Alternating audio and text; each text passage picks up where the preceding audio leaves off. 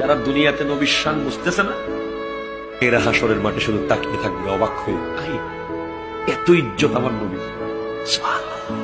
এরা কবরে গিয়ে তাকাবে, মান রব্বুকা বলেছ পারো নাই, মাই শুরু হয় নাই। ওমা দীনুকা বলেছ পারো নাই, মাই শুরু হয় নাই। ওমা কুনতা তাকুলু ফি হাক্কি হাযার রাজুলি মুহাম্মাদিন সাল্লাল্লাহু আলাইহি ওয়াসাল্লাম। প্রশ্নটা অনেক জটিল। ফার্স্ট কন্টিনিউয়াস টেন্স, চলমান অতীত।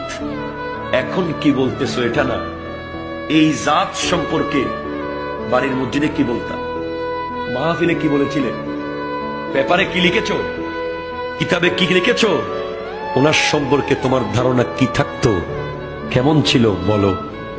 যদি উত্তর দিতে পারেন দেখাবে হাযা মাকআদুকা ফিন্নার, এটা তোমার জাহান্নামের জায়গা ছিল। নবীকে চেনার কারণে আল্লাহ জান্নাতে রূপান্তর করে দিয়েছে।